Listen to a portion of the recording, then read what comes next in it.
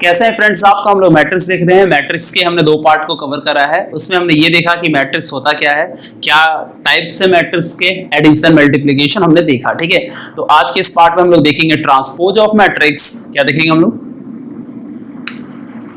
Transpose of matrix. Transpose का मतलब है, फिर हम आपको समझाते हैं डायरेक्ट मैट्रिक्स का एग्जांपल लेके। जैसे ये मैट्रिक्स है 1 2 3 4 5 6 7 8 9। ट्रांसपोज का मतलब होता है, ट्रांसपोज का मतलब होता है जैसे जो रो है, रो को बना दो कॉलम और कॉलन को बना दो रो, तो इसको बोलेंगे हम लोग ट्रांसपोज। इसको डिनोट करते हैं इस तरह से, ए के पावर टी लिखेंगे। ठीक है, टी फॉर ट्रांसपोज। मतलब अगर ये हमारा ए है तो ए टी बराबर क्या होगा, चलिए देखते हैं। ए टी बराबर हो जाएगा, पहले जो रो है उसको कॉलम बनाइए, तो 1 2 3 ये सर रो है, इसको कॉलम बनाइए इस तरह से 1 2 3। फिर ये लीजिए 4 5 6, इसको भी लिखिए 4 5 6 7 8 9 7 8 9।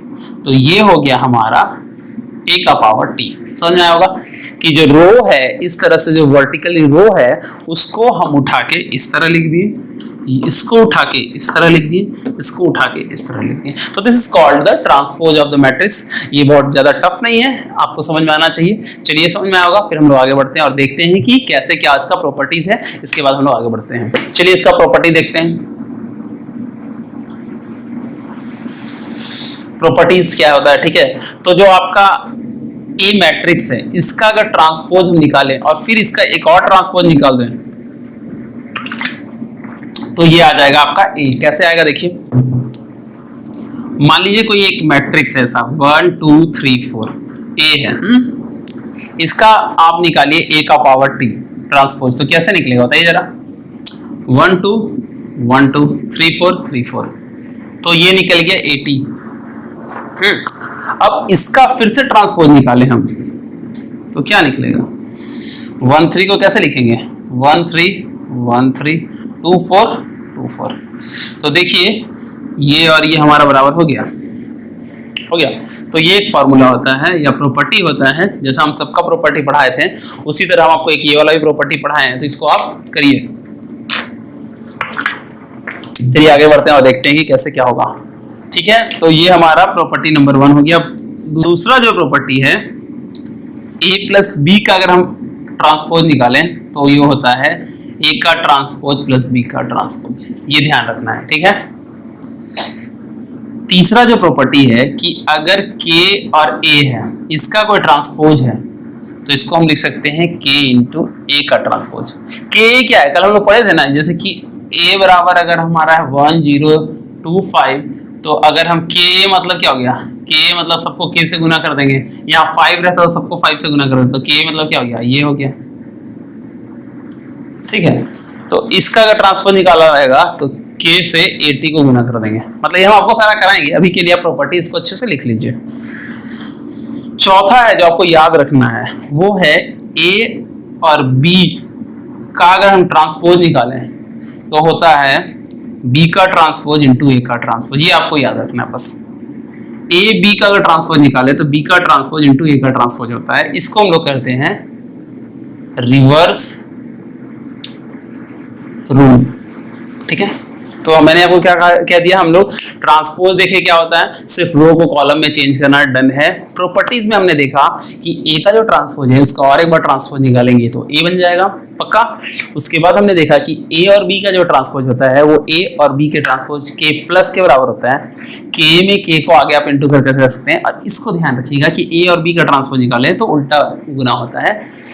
तो ये मैंने आपको ट्रांसपोज बताया।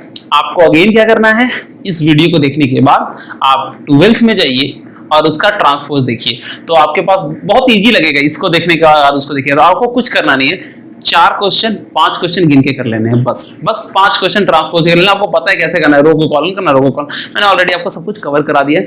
पर हम हर वीडियो में कहते हैं पढ़ने का तरीका वीडियो देखें, 11 12 का बेसिक पढ़ें, जो चीज हम यहाँ टॉपिक पढ़ रहे हैं उन टॉपिक्स को वहां देखें, उसके बाद हम लोग फाइनली जब हम असाइनमेंट कवर करेंगे देन विल सॉल्व। ठीक है, आगे हम लोग बढ़ते हैं। चलिए आगे बढ़ते हैं और एक क्वेश्चन लिखते हैं, ये ट्रांसपोज का ही है। अगर a बराबर cos theta sin theta minus sin theta and we have cos theta, अगर ये दिया हुआ है, ठीक है पक्का, और दिया हुआ है AT plus A equal to I2 है, तो क्या ऑप्शन सही होगा? थीटा बराबर n पाई होगा, थीटा बराबर पाई बाई 2 होगा, थीटा बराबर पाई बाई 3 होगा, हाँ, या नन ऑफ दीज होगा। इसको कवर करते हैं, देखते हैं कैसा होगा। इसको मिटा रहे फिलहाल, तो पहले हम AT निकालते हैं। AT क्या होगा? ये रो है, रो को बना दो कॉलम, तो cos theta minus sine theta, अब ये वाला रो है इसको कॉलम बनाओ, साइन थीटा cos थीटा, तो प्लस AT बन गया हमारा ये। अब A क्या है हमारा? cos theta minus sine theta cos theta. I का मतलब क्या हो गया? Identity matrix of two order, मतलब 1 1 0 0। पक्का क्लियर है यहाँ तक? अब चलिए हम आगे बढ़ते हैं, इसको थोड़ा सा मिटा रहे हैं और ऊपर में हम लिख रहे हैं। चलिए आगे बढ़ते हैं। अब प्लस करना दोनों को, तो प्लस कैसे होगा? इधर क्या दिया हुआ है? 1 1 0 0। एक cos और दो cos, दोनों को जोड़ेंगे तो क्या होगा? इसको इससे जोड़ेंगे तो 2 cos theta, sine theta minus sine theta, दोनों को जोड़ेंगे तो 0, माइनस साइन थीटा दोनों को जोड़ेंगे तो 0, cos थीटा को जोड़ेंगे तो 2 cos थीटा। पक्का यहाँ तक तो क्लियर है? इसको भी हम थोड़ा सा मिटा रहे हैं और देखते हैं क्या है। तो हम देख रहे हैं कि 0 बराबर तो 0 है, 0 बराबर तो 0 है, 2 cos थीटा बराबर 1 है, तो 2 cos थीटा बराबर 1, देन cos थीटा बराबर 1/2। तो जिसको नहीं पता है वो जान ले, cos 60 डिग्री का मान होता है 1/2। अदरवाइज हम लोग इसको पढ़ेंगे जब हम लोग पढ़ेंगे ट्रिगोनोमेट्री। अभी के लिए ध्यान रखें कि cos 60 डिग्री का वैल्यू होता है 1/2, तो आंसर क्या हो जाएगा? पाई बाई 3, क्योंकि पाई कितना होता है? 180, 180 को 30 से डिवाइड करेंगे तो 60, then we have the answer C। Clear है?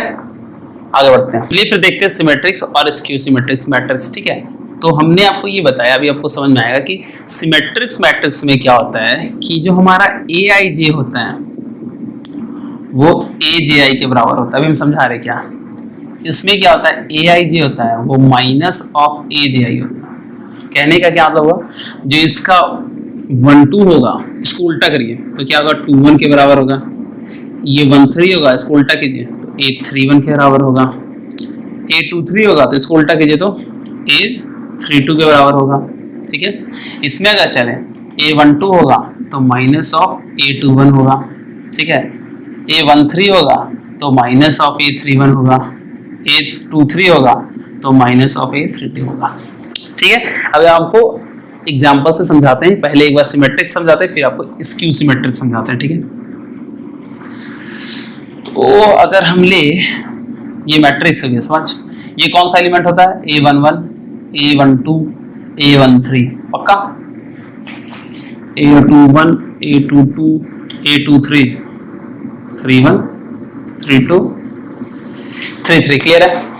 पक्का? तो ये जो 1 2 है और ये 2 1 बराबर होना चाहिए, 1 3 और 3 1 बराबर होना चाहिए, 3 2 और 2 3 और 3 2 बराबर होना चाहिए। ठीक है, ठीक है, मतलब ये कह रहा है ये जो I है और ये जो J है, जो IJ प्लेस है, इसको उल्टा करें तो भी बराबर होगा। मतलब 1 2 को उल्टा करेंगे तो 2 1 के बराबर चाहिए, ये दोनों सेम होना चाहिए। इसको उल्टा करेंगे तो क्या आएगा? ये वाला 3 1 1 3 को उल्टा करेंगे तो 3 1 आएगा, ये और ये बराबर होना चाहिए। इसको उल्टा करेंगे तो ये और ये बराबर होना चाहिए। अब इसमें I भी 1 है और J भी 1 है, इसको उल्टा करेंगे तो 1 1 ही आएगा। यहाँ I बराबर भी 1 है, J बराबर भी 1 है। अब JI निकालेंगे तो क्या होगा? ये भी तो 1 1 ही होगा। अब 2 2 को उल्टा करेंगे तो क्या आएगा? ये तो 2 2 ही होगा। 3 3 को उल्टा करेंगे तो क्या होगा? फिर भी 3 3 होगा। तो ये वाला चीज तो बराबर होगा ही होगा। क्लियर है? एग्जाम्पल से आप समझिए, आपको मजा आएगा। मतलब कि पहले हम पोजीशन लिख लेते हैं, तब आपको अच्छा लगेगा। 1 1 1 2 1 3 2 1 2 2 2 3 3 1 3 2 3 3, ये यहाँ पे भरना है, ठीक है। तो यहाँ जो होगा 1 2 वो 2 1 के बराबर होना चाहिए, तो 7, तो यहाँ भी 7 पक्का। 3 1 इसके बराबर होना चाहिए, 1 3 है तो उसको उल्टा करेंगे तो 3 1। अगर ये 9 है तो ये भी 9 होना चाहिए पक्का। ये 3 2 अगर 8 है तो 2 3 भी 8 होना चाहिए, 2 3 कहाँ है, यहाँ 8, ठीक है। और ये इसको उल्टा करेंगे तो वही आएगा, 1 1 को उल्टा करेंगे तो 1 1 ही आएगा, तो यहाँ कुछ भी हो जाए 1 6 0 कुछ भी हो जाए। तो हम देख रहे हैं कि हमारा क्या मैट्रिक्स बना, 1 6 0 7 9 7 8 and then we have 8 and 9। ये हमारा सिमेट्रिक मैट्रिक्स हो गया। क्यों? क्योंकि देख रहे हैं हमारा ये 1 2 ये वाला इसके बराबर है, 3 1 3 3 1 के बराबर है, 2 3 3 2 के बराबर है, और ये वाला तो अपने आप के बराबर होगा ही, क्योंकि 1 1 है तो ये 1 1 के बराबर तो होगा ही, 2 2 है तो 2 2 के बराबर होगा ही, 3 3 इसको उल्टा करें तो भी 3 3 आएगा। तो ये हो गया सिमेट्रिक मैट्रिक्स, समझ में आया? अब हम लोग स्क्यू सिमेट्रिक मैट्रिक्स देखते हैं। चलिए हम लोग स्क्यू सिमेट्रिक मैट्रिक्स देख लेते हैं। ये क्या कह रहा है? ये भी कह रहा है कि aij तो होगा लेकिन इक्वल होगा ji के, लेकिन आगे माइनस होगा, ठीक है। मतलब a13 a31 के बराबर होगा माइनस के साथ, a21 माइनस ऑफ 12 के बराबर होगा, a23 माइनस ऑफ 32 के बराबर होगा पक्का। अब हम देखते हैं एक चीज और, तो इसका जो a11 है वो किसके बराबर होगा, a11 के ही बराबर होगा लेकिन माइनस के साथ। a22 होगा a22 के ही होगा लेकिन माइनस के साथ, a33 होगा वो माइनस ऑफ a33 होगा पक्का। चलिए फिर हम मैट्रिक्स बना के देखते हैं। तो ये क्या हो गया हमारा पोजीशन 1 1 1 2 1 3 2 1 2 2 2 3 3 1 3 2 3 3 पक्का। देखिए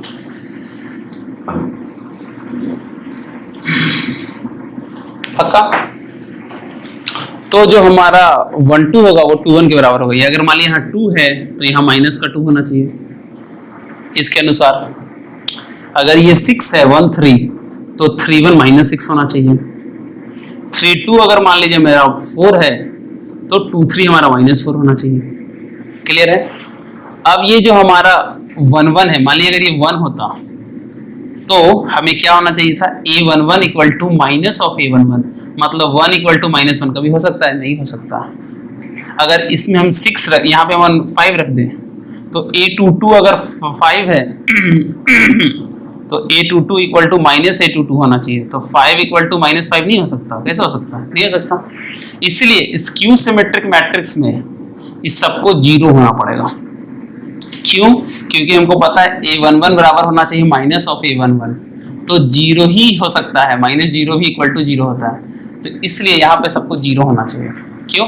तभी a11 बराबर होगा a माइनस ऑफ a11। तो ये हमारा जो एक हो गया मैट्रिक्स, ये मैट्रिक्स हो गया हमारा स्क्यू सिमेट्रिक मैट्रिक्स। कौन सा? 0 0 0 2 minus 2 6 and then minus 6 4 and then minus 4।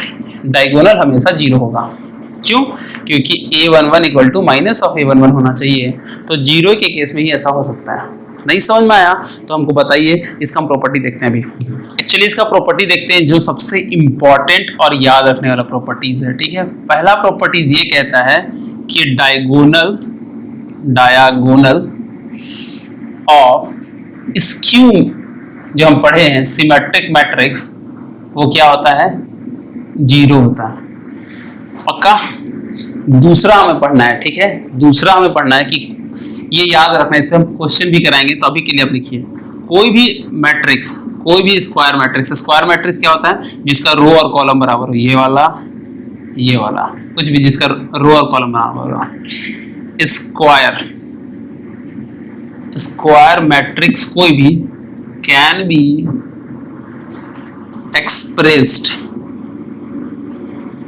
expressed by sum of symmetric and skew symmetric matrix, skew symmetric matrix. ठीक है, कैसे देखिए, तो मतलब ये कह रहा है A इक्वल टू हो जाएगा P एंड Q। A कोई मैट्रिक्स होगा equal to P and Q होगा। P क्या है? Symmetric matrix. Q क्या है? Asymmetric matrix. और P बराबर क्या होगा, यहां लिख देते हैं। P बराबर होगा 1/2 A प्लस AT और Q बराबर हो जाएगा 1/2 A माइनस AT। आप बस इसको याद रखिए, इस पे हम बेस्ड क्वेश्चन कराएंगे। क्या कह रहे हैं, कोई भी स्क्वायर मैट्रिक्स को हम इस तरह से रिप्रेजेंट कर सकते हैं। कोई भी मैट्रिक्स A है, A बराबर P और Q होगा, ये सिमेट्रिक मैट्रिक्स होगा और ये एसिमेट्रिक मैट्रिक्स होगा, तो इस तरह से। ठीक है, इसको आप याद रखिए, बस इस चीज को हम इसको करवाएंगे।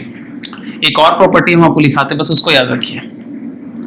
हम पढ़े थे मैट्रिक्स मल्टीप्लिकेशन में कि ए बी बराबर बी ए नहीं होता ना अधिकतर केस में। ठीक है, लेकिन जहां भी सिमेट्रिक मैट्रिक्स होगा वहां पे ही ए बी बराबर बी ए होगा, ये याद रखना है। अगर ए बी बराबर बी ए है तो वो सिमेट्रिक मैट्रिक्स है। ठीक है, तो ये कुछ प्रॉपर्टीज थे सिमेट्रिक्स और स्क्यू सिमेट्रिक मैट्रिक्स के, इसको आप अच्छे से कीजिए। कोई परेशानी कोई दुविधा हो तो हमको बताइए।